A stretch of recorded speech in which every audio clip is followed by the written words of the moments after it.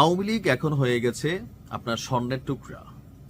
আগামী জাতীয় নির্বাচনের রেজাল্টকে ক্ষমতায় কে যাবে এই প্রশ্নটার সমাধান আওয়ামী লীগের যে ভোট ব্যাংক আছে সেটা। গণমাধ্যমে অথবা সোশ্যাল মিডিয়ায় আওয়ামী লীগকে নিয়ে দিনরাত সমালোচনা করলেও আওয়ামী লীগের ভোটে আসলে এখানে ফ্যাক্ট তৈরি হবে। আর এটা বিএনপি যেমন বলছে, জামাত ইসলামও বলছে, এনসিপিও বলছে। প্রত্যেক দলকে নিয়ে বা সোশ্যাল মিডিয়াতে আসা বিভিন্ন বক্তব্য স্পষ্ট প্রমাণিত যে সবাই আওয়ামী লীগের ভোটগুলো চায়। তবে আওয়ামী লীগকে দলেও ভিড়াতে চায়, কিন্তু সবকিছুতে প্রত্যেকটা দলের একটা এথিক্স ঠিক আছে। আওয়ামী লীগ করছে কিন্তু কোন রকম অন্যায় করে নাই, কোনো অপরাধী না, কোনো মামলার আসামি না, ভুয়া মামলা দেওয়া হয় নাই, সন্ত্রাসী না, বা এলাকাতে তেমন কোনো মানুষের উপর জোর জবয় অন্যায় এগুলা করছে এরকম না। কিন্তু ভালো মানুষ আওয়ামী লীগ করছে, এই মানুষটা আমাদের দলে আসতেই পারে, এই সিটটা সবাই ডাকছে, জামাতও ডাকছে, বলছে না যে আসেন আসেন আমরা সব দায়িত্ব নিব, বিএনপিরও জামাত ডাকছে। তো এই প্রথমবারের মতন প্রকাশ্যে আওয়ামী লীগের নেতাকর্মীদের পক্ষে খুব শক্ত একটা বয়ান দিয়েছেন আমার খুবই পছন্দের একজন মানুষ, বিএনপি চেয়ারপারসনের উপদেষ্টা এবং চাঁপাইনবাবগঞ্জ ৩ আসন থেকে বিএনপির মনোনীত প্রার্থী সাবেক এমপি হারুনুর রশিদ সাহেব, যিনি আওয়ামী লীগের সময় এমপি ছিলেন, এমনকি সংসদে মোটামুটি অনেক কথা বলতেন, কোরআন সুন্নাহকেও কিছুটা রেফারেন্স করে তিনি বেশিরভাগ সময় কথা বলেন, রাজনীতির মাঠে ব্যাপক জনপ্রিয়। তো তিনি একটা হুঁশিয়ারি দিয়েছেন, কোনটা? মামলা ছাড়া আওয়ামী লীগের নেতাকর্মীদের গ্রেফতার করা হলে থানা ঘেরাও করব। কেন আসলে এই প্রেক্ষাপটটা আসলো? উপরে আমরা যা দেখছি, ভেতরে নির্বাচনের আগে আওয়ামী লীগের নেতাকর্মীদের একটা ব্যাপক ধরপাকড় চলছে। তো যারা অন্যায়কারী তাদের ধরবে, কিন্তু ধরনের সন্দেহমূলক ওই মামলার 53 নম্বর আসামি, 152 নম্বর আসামি একটা মামলার মধ্যে নিয়ে ঝুলাই দেওয়া, বিস্ফোরক মামলায় দেখাই দেওয়া, জুলাই আগস্টে হত্যা মামলায় ঢুকাই দেওয়া, এই ঘটনাগুলা মামলা বাণিজ্যকারী যারা তারা কিন্তু অহরহ করছেন। আর এতে হচ্ছে কি, অনেক ভালো মানুষ তারা বাটে পড়ে যাচ্ছেন, তাদেরকে হেনস্থা করা হচ্ছে, তাদের কাছ থেকে টাকা পয়সা নেওয়া হচ্ছে, অর্থাৎ মামলা বাণিজ্যের একটা খেলা চলছে।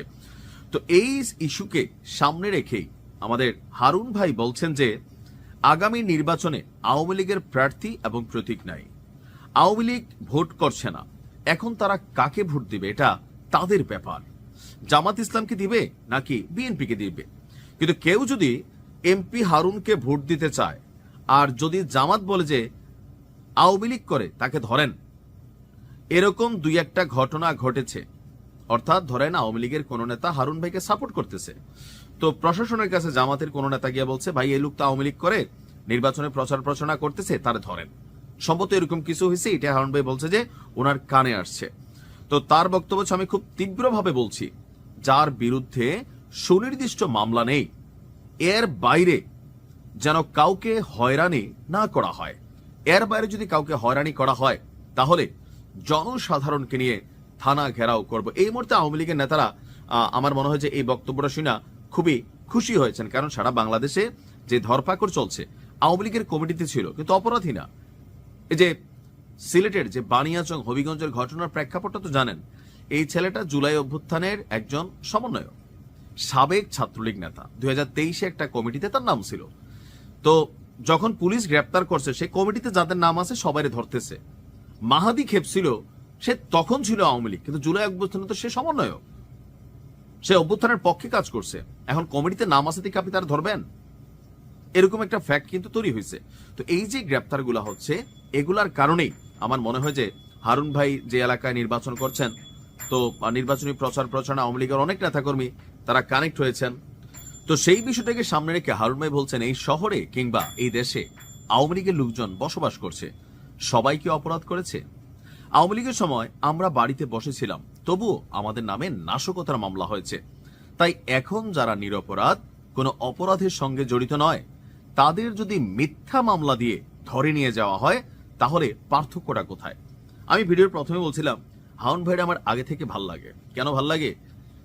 ন্যায় ভিত্তিক যৌক্তিক কথা বলেন। আওয়ামী লীগের সময় বলছেন, আওয়ামী লীগের সময় তিনি সংসদে অনেক কথা বলতেন। তো থাকে না যে মানুষ আসলে রাজনীতিবিদদের কাছে কি চায়, কোন মানুষ এখন পলিটিক্যাল মানুষ যারা ধান্দায় ঘুরে, তুমি বিএনপির সময় এটা করছো, আমি আওয়ামী লীগের সময় এটা করছি, এই খবর আছে, এ আছে, সে আছে, এগুলো একটা ধান্দাবাজ গ্রুপ আছে। কিন্তু সাধারণ মানুষ চায় কি, এলাকার একটা ভালো মানুষ তারে যখন মামলা দিয়ে ফাঁসানো হয়, প্রতিবাদ করার জন্য হয়তো সাহস করে রাস্তায় নামে না, কিন্তু অন্তর থেকে ঘৃণা করে। এরপরে যখন ওই মানুষটারে বাটাম দেওয়া হয়, তখন পরে সবাই এলাকাতে মিষ্টি বিতরণ করে। এটাই তো বাস্তবতা। সো হারুন ভাই যেই ঘোষণা দিয়েছেন এটাকে এক একজন এক একভাবে নিচ্ছেন, কিন্তু আওয়ামী লীগের ভোটের জন্য সবাই কিন্তু বলছে যে থানায় প্রোটেকশন দিবেন, জামাত বলছে প্রোটেকশন দিবে, জামাতে যোগ দিলে। এখন আওয়ামী লীগের নিয়ে সবাই চাচ্ছে, কারণ ক্ষমতায় যাইতে আওয়ামী লীগের ভোটটা এখানে ফ্যাক্ট, অন্য কিছুই না। সাধারণত তো একটি বা দুটি প্রশ্ন করি, আজকে তিনটি প্রশ্ন করব, তারপর আলোচনাটি শুরু করব। প্রশ্ন নম্বর 1, জাতীয় ও আন্তর্জাতিক চাপের মুখে কি পদত্যাগ করতে বাধ্য হবেন মোহাম্মদ ইউনূস? 2, আসন্ন নির্বাচন কি কেয়ারটেকারের অধীনে অনুষ্ঠিত হবে? 3, সেই নির্বাচনে কি অংশ নেবে কার্যক্রম নিষিদ্ধ বাংলাদেশ আওয়ামী লীগ?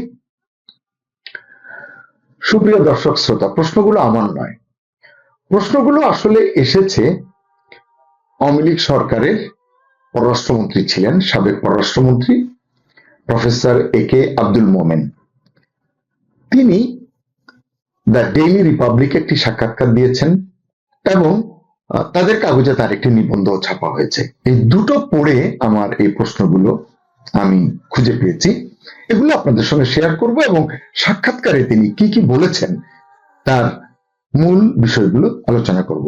যে প্রশ্নগুলো আমি তুললাম, এই প্রশ্নগুলোর উত্তর হিসেবে এক ধরনের রূপরেখাও কিন্তু তিনি তার সাক্ষাৎকারে তিনি তুলে ধরেছেন। বিভিন্ন প্রশ্ন তাকে করা হয়েছে, তার জবাবে তিনি এগুলো দিয়েছেন। তিনি বলেছেন, অভ্যন্তরীণ বিশৃঙ্খলা এবং আন্তর্জাতিক চাপের মধ্যে অন্তর্বর্তীকালীন সরকারের প্রধান মোহাম্মদ ইউনূসকে পদত্যাগে বাধ্য করা হবে। ওই যে বললাম যে পদত্যাগ করবেন কিনা এর রূপরেখাটি তিনি দিচ্ছেন, এবং এই যে পদত্যাগে বাধ্য করা হবে এতে কি হবে, যা নিষিদ্ধ আওয়ামী লীগের পূর্ণ অংশগ্রহণে অবাধ ও সুষ্ঠু নির্বাচন তত্ত্বাবধানের জন্য একটি নিরপেক্ষ তত্ত্বাবধায়ক সরকারের পথ প্রশস্ত করবে। অর্থাৎ তিনি চান যে প্রফেসর ইউনূস পদত্যাগ করুন, কেয়ারটেকার সরকার আসুক, সেই সরকারের আমলে অধীনে বাংলাদেশ আওয়ামী লীগ নির্বাচন করবে পরিপূর্ণভাবে। এটি তার চাওয়া প্রত্যাশা, তার জায়গা থেকে তিনি এটি করতেই পারেন। আমরা দেখব যে তিনি আর কি কি বলেছেন।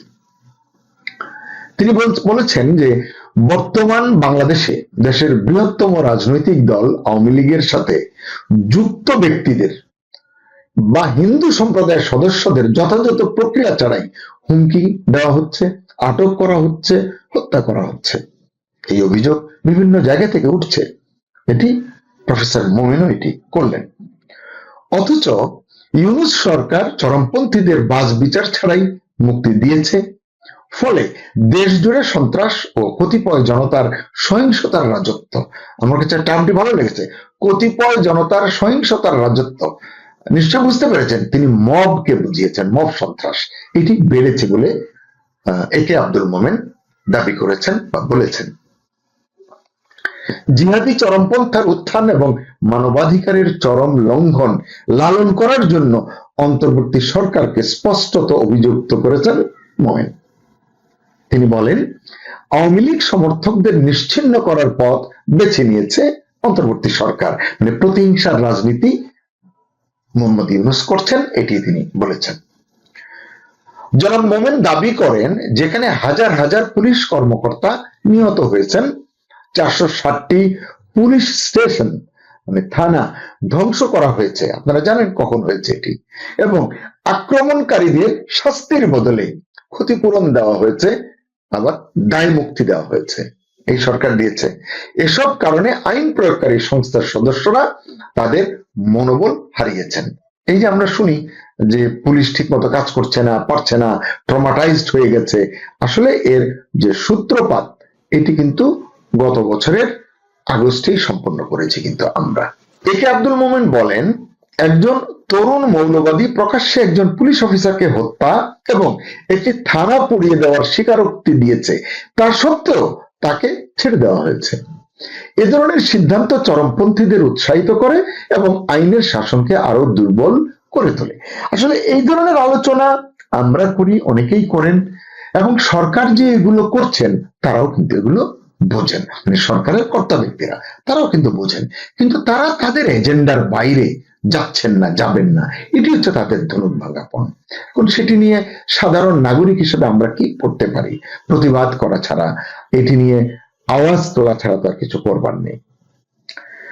অধ্যাপক মোমেন বলেন 2024 সালের আগস্ট থেকে বিচার বহির্ভূত হত্যাকাণ্ড 400% বৃদ্ধি পেয়েছে এবং প্রায় 6700 জনকে জনতার হাতে পিটিয়ে হত্যা করা হয়েছে। গণমাধ্যমের উপর সাম্প্রতিক হামলার কথা উল্লেখ করে তিনি বলেন যে জিহাদি গোষ্ঠীগুলো দুটি প্রধান সংবাদপত্র পুড়িয়ে দিয়েছে, আপনারা জানেন অতি সাম্প্রতিক ঘটনা, প্রথম আলো এবং ডেইলি স্টার। এর কারণ হিসেবে তিনি বলছেন যে এই কাগজগুলো নাকি জরিপ প্রকাশ করেছিল এবং সেখানে দেখিয়েছিল তারা যে আওয়ামী লীগ যদি প্রতিদ্বন্দ্বিতা করে বা করার অনুমতি পায় তাহলে 69% ভোট আওয়ামী লীগ পেতে পারে। তিনি বলতে চাচ্ছেন যে ক্ষোভটা আসলে সেখান থেকেই এসেছে, হতে পারে। তিনি বলেন পাকিস্তান, আফগানিস্তান এবং মধ্যপ্রাচ্যের আন্তর্জাতিকভাবে পরিচিত মৌলবাদী নেতারা, মানে অনেক নেতা, তরুণ জিহাদিদের বাংলাদেশে প্রশিক্ষণ দিতে বাংলাদেশ সফর করেছেন। আপনারা তো জানেন, এটি নিয়ে আমরাও স্টোরি করেছি। কে কি কাজে এসেছে এটি যেহেতু সরকারের তরফ থেকে স্পষ্ট করা হচ্ছে না, অতএব অনেকে সন্দেহ করছেন, এই কথাগুলো বলছেন। আমার ধারণা জনাব মোমেনও সেই আলোকে কথাটি বলেছেন। তার উদ্বেগজনক দাবি রয়েছে একটি, তিনি দাবি করেছেন যে তরুণ মৌলবাদীরা এখন আগ্নেয়াস্ত্রে সজ্জিত হচ্ছে। মোমিনের মতে ইউনূসের নেতৃত্বে বাংলাদেশ দ্রুত চরমপন্থী জিহাদি ব্যর্থ রাষ্ট্রে পরিণত হচ্ছে। সন্ত্রাসীদের জন্য নিরাপদ আশ্রয়স্থল হয়ে উঠছে বাংলাদেশ। তিনি বলছেন যে এখন দেশের নদী, খাল এবং রাস্তার ধারের জলাশয়ে জাল দিলেই প্রায়শ নাকি মৃতদেহ পাওয়া যায়। সাক্ষাৎকারে তিনি অনেক কথাই বলেছেন, তার ভিতরে বলছেন যে আসন্ন ফেব্রুয়ারির নির্বাচনের সম্ভাবনা সম্পর্কে তিনি যা বলেছেন সেটি হচ্ছে যে আওয়ামী লীগ ছাড়া নির্বাচন আয়োজন হবে একটি প্রতারণাপূর্ণ নির্বাচন। এটি অনেকেই বলছেন, এটি আমরাও বলছি, কারণ এটি বৃহত্তর জনভিত্তি সম্পন্ন দলকে নির্বাচনে না রাখলে যে নির্বাচনটি হবে সেখানে আসলে প্রকৃত চিত্র, জনমতের ফলাফল আমরা কিন্তু পাবো না। এই কথাটি বলা নিশ্চয়ই অন্যায় নয়। তিনি বলেন বর্তমান প্রশাসনের কর্মক্ষমতা সম্পর্কে জনসাধারণের মোহভঙ্গ হয়েছে, এটি 100% ঠিক। মানে 2024 আগস্টে, সেপ্টেম্বরে যারা ভেবেছিল বাংলাদেশকে ডলার, রিয়াল এবং পাউন্ড স্টার্লিং দিয়ে ভাসিয়ে নিয়ে যাবে এই সরকার, তাদের মোহভঙ্গ ঘটেছে। উন্নয়নে মোহভঙ্গ ঘটেছে, বেকারত্বের ক্ষেত্রে মোহভঙ্গ ঘটেছে, অনেক ক্ষেত্রেই আসলে ঘটেছে। যাই হোক, তিনি বলছেন এইসব কারণেই আসলে মানে দলের, মানে আওয়ামী লীগের সমর্থন ভিত্তি 65 থেকে 70% উন্নীত হয়েছে। তিনি সতর্ক করে বলেন ভোটারদের এত বড় অংশকে, মানে আওয়ামী লীগ সমর্থিত ভোটারদের, সমর্থকদের এত বড় অংশকে বাদ দিলে তা নির্বাচনের বৈধতা এবং স্থিতিশীলতাকে ক্ষতিগ্রস্ত করবে। এটি অত্যন্ত ন্যায়সঙ্গত। এটিকে তিনি 1996 সালের ফেব্রুয়ারিতে একটা নির্বাচন হয়েছিল, আপনাদের মনে আছে, যার সম্ভবত 13 দিন বা 14 দিন পরে সেইটি সংসদ ভেঙে দিতে হয়েছিল। সম্ভবত এটি 1996 সালের 12 ফেব্রুয়ারি হয়েছিল। পরে আপনারা জানেন যে তখন বিএনপি ছিল ক্ষমতায়, তারা এটি জোর করে নির্বাচনটি করেছিল, পরে আবারও নির্বাচন করতে হয়েছে। যাই হোক, আওয়ামী লীগ এবং জাতীয় পার্টি সহ 26 রাজনৈতিক দলের নির্বাচনের বাইরে রেখে যে নির্বাচন করতে চাইছে অন্তর্বর্তী সরকার, তিনি বারবার করে বলছেন যে এটি আসলে দেশের জন্য, দেশের মানুষের জন্য কেবল বিপদই বাড়াবে। তিনি বলছেন অনেক মানবাধিকার সংস্থা, দেশের বিদেশের, জাতিসংঘ, মার্কিন যুক্তরাষ্ট্র এবং যুক্তরাজ্যের আইন প্রণেতাদের অনেকেই তাদের কাছ থেকে একটি অন্তর্ভুক্তিমূলক নির্বাচনের জন্য আহ্বান জানানো সত্ত্বেও সরকার সেদিকে নজর দিচ্ছে না। ভারত থেকে বলা হচ্ছে, বারবার বলা হয়েছে, সরকার সেদিকে কিন্তু নজর দিচ্ছে না। তারা অলওয়েজ একটি বিকল্প সন্ধানে ব্যস্ত। তিনি বলেন দেশের অর্থনৈতিক পরিণতি ইতিমধ্যেই মারাত্মক আকার ধারণ করেছে। বলছেন 393টি কারখানা বন্ধ হয়ে গেছে, দারিদ্র তীব্রভাবে বৃদ্ধি পেয়েছে। তিনি বলছেন 2023 সালে যে দারিদ্র ছিল 17%, সেটি 2025 সালে 25%-এরও বেশি দেশে নেমেছে, এটি তিনি বলছেন। দুর্নীতি, চাঁদাবাজি এবং বেকারত্ব পূর্ববর্তী সমস্ত রেকর্ড ছাড়িয়ে গেছে বলে মনে করেন মোমেন। তার মতে ব্যাংকগুলো ইতিমধ্যেই ব্যর্থ হয়েছে, শেয়ার বাজার কার্যত ভেঙে পড়েছে, এটি আসলে আগেও পর্যদস্ত ছিল, বিপর্যস্ত ছিল, আরো অবনতি হয়েছে, উন্নতি হয়নি। আয় কমে গেছে এবং লাখ লাখ মানুষ চাকরি হারিয়েছে। প্রতিটি কথা কিন্তু সত্য। এবং বলছেন জাতি ক্ষুধা এবং অনাহারের ঝুঁকির মুখোমুখি, এই আশঙ্কার কথাও কিন্তু অনেকে বলছেন। তিনি বলছেন সংকট কাটিয়ে উঠতে অবাধ, সুষ্ঠু, স্বচ্ছ এবং অন্তর্ভুক্তিমূলক নির্বাচন প্রয়োজন। আসলে এগিয়ে যাওয়ার জন্য ঐক্যবদ্ধ জাতি, ঐক্যবদ্ধ সমাজ, ঐক্যবদ্ধ দেশ কিন্তু দরকার। এটি শুধু আপনি আমি বুঝি তা নয়, এটি অন্তর্বর্তী সরকারও কিন্তু এটি বোঝে। মুমিন বলছেন তবে আওয়ামী লীগকে, মানে যাদের ব্যাপক জনসমর্থন রয়েছে এমন একটি দলকে, তাদের সঙ্গে শরিক 14 দলকে এবং জাতীয় পার্টির কথাও তিনি বলেছেন, তাদের অংশগ্রহণে বাধা দিলে এই যে রাজনীতিতে দেশে যে অস্থিতিশীলতা আছে এটি কিন্তু কমবে না, এটি আরো গভীর হবে এবং অর্থনীতির যে ক্ষত সেটা আরো তীব্র হবে। মোমিন বলেন জাতিসংঘ ইতিমধ্যেই নির্বাচনী পর্যবেক্ষক না পাঠানোর সিদ্ধান্ত নিয়েছে। তারা বলেছে এটি তাদের যে চার্টারের মধ্যে পড়ে না, তারা তাদের ব্যাখ্যা দিয়ে বলেছে। তিনি বলছেন যে এর আলোকে ইউরোপীয় ইউনিয়ন, আফ্রিকান দেশগুলো, কমনওয়েলথ, ওআইসিভুক্ত দেশগুলো এবং মার্কিন যুক্তরাষ্ট্রেরও এই প্রতারণামূলক নির্বাচন বয়কট করা উচিত, এটি মোমেনের দাবি। কারণ না হলে কি হবে, নয়তো অবাধ, সুষ্ঠু, স্বচ্ছ এবং সর্ব অন্তর্ভুক্তিমূলক নির্বাচন, মানে সকল দলের অংশগ্রহণ একটি নির্বাচন করার জন্য চাপ দেওয়ার আহ্বান জানিয়েছেন তিনি। হয় বয়কট করতে বলেছেন পর্যবেক্ষকদের, নয়তো সকলকে নিয়ে একটি নির্বাচনের জন্য চাপ প্রয়োগের জন্য তিনি আহ্বান জানিয়েছেন। এজন্য রাজনৈতিক দলগুলোর উপর থেকে নিষেধাজ্ঞা তুলে নিতে হবে, এটি সঙ্গত। রাজনৈতিক বন্দী এবং সাংবাদিকদের মুক্তি দেওয়ার কথা তিনি বলেছেন। বিচার বিভাগ ও গণমাধ্যমের স্বাধীনতা নিশ্চিত করার কথাও জনাব মোমেন বলেছেন। এছাড়া সবচেয়ে গুরুত্বপূর্ণ যে কথাটি তিনি বলেছেন, এত সবকিছু করতে হলে যে কাজটি করতে হবে, সর্বাগ্রে মোহাম্মদ ইউনূসকে পদত্যাগ করতে হবে। এটি আসলে তিনি বলেছেন, কিন্তু এটি হবার নয় বলেই অনেকে মনে করেন। এবং আর কি লাগবে, এবং তত্ত্বাবধায়ক সরকারের অধীনে অন্তর্ভুক্তিমূলক নির্বাচন আয়োজন করতে হবে। তিনি আরো বলেছেন তত্ত্বাবধায়ক কিভাবে হবে, কতদিনের ভিতরে নির্বাচন হবে, এটি আমি আর ওই আলোচনায় যাচ্ছি না। তিনি বলছেন বিশ্ব নেতাদের উদাসীন থাকা এখন, মানে বর্তমান প্রেক্ষাপটে মোটেই উচিত হচ্ছে না বলে তিনি মন্তব্য করেছেন। তার মতে গুরুতর অন্যায়ের মুখে বিশ্ব বিবেক আর কত নীরব থাকবে, এটি তিনি প্রশ্ন করেছেন। এরকম আরো অনেক বিষয় নিয়ে তিনি কথা বলেছেন। আমি 1-2 বাক্যে যদি শেষ করতে চাই, যে আওয়ামী লীগের সাবেক পররাষ্ট্রমন্ত্রী একে আব্দুল মোমিন, তিনি তার জায়গা থেকে কথাগুলো বলেছেন। দর্শক, আপনাদের কাছ থেকে জানতে চাই, তিনি যতগুলো কথা বলেছেন তার কয়টি কথা সত্য, কয়টি কথা মিথ্যা? অন্তর্বর্তী সরকার কি কি সত্য এড়িয়ে চলেছে এবং কি কি মিথ্যাকে তারা আসলে জয় করে সত্যের কাছে পৌঁছতে পেরেছে? তো এখন নব্য মুক্তিযোদ্ধা তৈরি হয়েছে, সেই নব্য মুক্তিযোদ্ধা হচ্ছে জামাতে ইসলামী। আমাদের নিয়মিত আলোচক মেজর আখতারুজ্জামান রঞ্জন মাঝে মধ্যে বলেন এবং আমি খুব মনোযোগ দিয়ে শুনি, কথাটা শুনি আর আমরা ভাবি, আমরা তো দেখেছি, আমাদেরও তো দেখা সময় কম গেল না।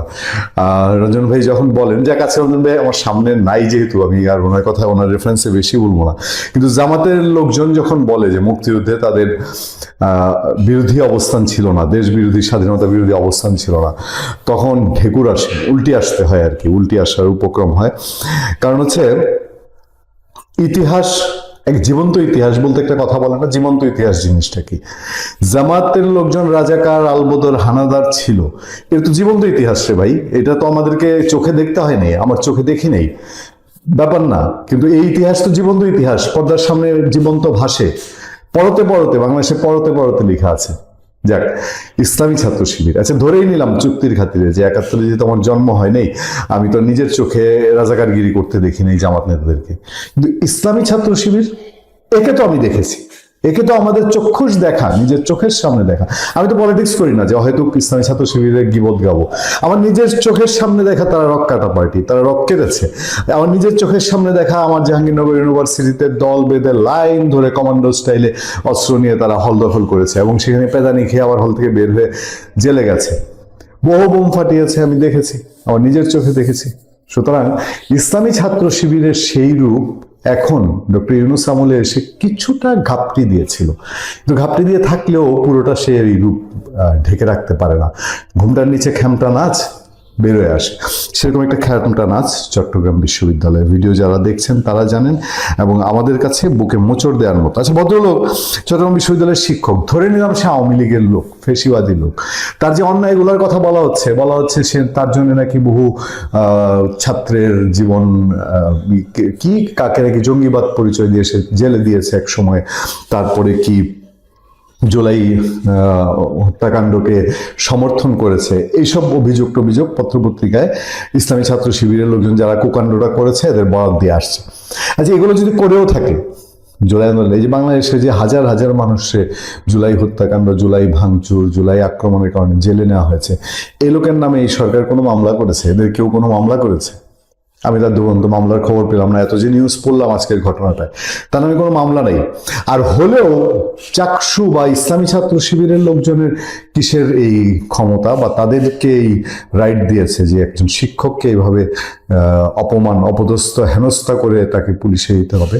মানে এই দেশটায় এই সাময়িক সময়ে পেয়ে আর কি, অল্প দিন তো আর বেশি বাকি নেই, যদি ইলেকশনটা 12 ফেব্রুয়ারি হয়ে যায় তাহলে আল্লাহর হস্তে ইসলামী ছাত্র শিবির এবং জামাতের কি হালটা করবে বিএনপি, আমি সেটা আমার ভাবছি। যাক, আওয়ামী লীগের এখানে যে এই শিক্ষকরাকে যেভাবে হেনস্থা করেছে, এই খবরটা একটা দুটা না, সব পত্রপত্রিকায় নানানভাবে এসছে এবং আমার কাছে জিনিসটা খুবই কষ্টদায়ক যে শিক্ষককে ধরে এনে তাকে, এবং ভিডিওগুলো যারা দেখেছেন তারা বুঝেছেন। দেখেন, চট্টগ্রাম বিশ্ববিদ্যালয়ের স্নাতক প্রথম বর্ষের ভর্তি পরীক্ষার দায়িত্ব পালন করতে আসা এক শিক্ষককে শারীরিক হেনস্থার পর টেনে হিঁচড়ে প্রক্টর কার্যালয়ে নিয়ে যাওয়া হয়েছে। আজ শনিবার দুপুর 12টার দিকে বিশ্ববিদ্যালয় আইন অনুষদের সামনে চাকসুর 4 নেতার নেতৃত্বে এই শিক্ষককে পরীক্ষা কেন্দ্র থেকে তাড়া করে নিয়ে যাওয়া হয় বলে প্রত্যক্ষদর্শীরা জানান। এ সময় শিক্ষকের মুঠোফোনেও তল্লাশি চালানো হয়। হেনস্থার শিকার ওই শিক্ষকের নাম হাসান মোহাম্মদ। তিনি বিশ্ববিদ্যালয় আইন বিভাগের সহকারী অধ্যাপক। ক্যাম্পাসে তিনি আওয়ামী লীগ ও বামপন্থী শিক্ষকদের সংগঠন হলুদ দলের একাংশের সঙ্গে যুক্ত। এছাড়া তিনি বিশ্ববিদ্যালয়ের সাবেক সহকারী প্রক্টর। বেলা 2:45 এই প্রতিবেদন লেখা পর্যন্ত তিনি প্রক্টর অফিসে ছিলেন। সেখানে প্রক্টোরিয়াল বডি ও চাকসুর নেতারা তার মুঠোফোনে তল্লাশি করছিলেন। এই রাইট কে দিয়েছে তাকে, চাকসুর নেতাদেরকে? এ ঘটনার একটি ভিডিও সামাজিক যোগাযোগ মাধ্যম ফেসবুকে ছড়িয়ে পড়েছে। 1 মিনিট 7 সেকেন্ডের এই ভিডিওতে দেখা গেছে শিক্ষক হাসান মোহাম্মদকে কয়েকজন ছাত্র টেনে হিঁচড়ে নিয়ে যাচ্ছেন। এর মধ্যে একজনকে পেছন থেকে তাকে চেপে ধরতে দেখা যায়। সেখানে চাকসুর দপ্তর সম্পাদক আব্দুল্লাহ আল নোমান, পাঠাগার ও ক্যাফেটেরিয়া সম্পাদক মাসুম বিল্লাহ, আইন ও মানবাধিকার বিষয়ক সম্পাদক ফজলে রাব্বি ও নির্বাহী সদস্য সোহানুর রহমানকে দেখা গেছে। এ সময় শিক্ষক হাসান মোহাম্মদ চিৎকার করছিলেন, গোঙাচ্ছিলেন, কাতরাচ্ছিলেন। ওই অবস্থায় তাকে একটি অটোরিকশায় তুলে নিয়ে যাওয়া হয়। প্রক্টর অফিসে অবরুদ্ধ অবস্থার ঘটনার বিবরণ দিয়ে হাসান মাহমুদ বলেন, পরীক্ষার কেন্দ্রে দায়িত্ব পালন করার সময় শিক্ষক ও কর্মচারীরা তাকে জানান যে পরিস্থিতি ভালো নয়। এরপর তিনি কেন্দ্র থেকে বেরিয়ে আসেন। তখন চাকসু নেতারা চিৎকার চেঁচামেচি করলে তিনি ভয়ে দৌড় দেন। এরপরও তাকে ছেড়ে দেওয়া হয়নি এবং তার বিরুদ্ধে মব তৈরি করা হয়েছে। জানতে চাইলে চাকসুর আইন ও মানবাধিকার বিষয়ক সম্পাদক ফজলে রাব্বি শিক্ষককে হেনস্থার অভিযোগ অস্বীকার করেন। পুরো দস্তুর জ্বলন্ত ভিডিও, তারপরে অস্বীকার করছে। তিনি বলেন, একজন মানুষকে এরকম ঘাপটি দিয়ে ধরে আছে, এর চেয়ে আর হেনস্থা কি হতে পারে বলেন দেখি? জুলাই গণ অভ্যুত্থানের সময় তিনি সরাসরি গণহত্যার সঙ্গে যুক্ত ছিলেন। এই যে চাকসু নেতৃবৃন্দের দাবি, এ নিয়ে তার বিরুদ্ধে প্রশাসনের তদন্ত চলছিল। তদন্ত চলাকালে কেন একজন অভিযুক্ত শিক্ষক পরীক্ষার হলে দায়িত্ব পালন করছেন এ বিষয়ে জানতে তারা আইন অনুষদের ডিনের সঙ্গে কথা বলতে যান। এ সময় তাদের উপস্থিতি টের পেয়েও ওই শিক্ষক পালানোর চেষ্টা করেন। তখন তিনি একটি গাছের গুঁড়িতে আঘাত পেয়েছেন। এটা ওই যে আওয়ামী লীগ মাঝে মধ্যে বলতো না, আওয়ামী লীগের সময় বিভিন্ন লোকজন, বিরোধীরা আক্রান্ত হলে পরে আবুল তাবুল কথাবার্তা। যাক, আমি আর এই পুরো রিপোর্ট পড়তে চাই না। এটা ধিক্কারজনক, নেক্কারজনক। ঢাকা বিশ্ববিদ্যালয়ে ছাত্র দলের ছেলে যখন বর্তমান ভিসির বিরুদ্ধেই বেয়াদবি করেছিল, আমরা তখনও কথা বলেছি, এটা শিক্ষক রে ভাই, এটা ইসলামী ছাত্র শিবির আপনার না, কর্মচারী না।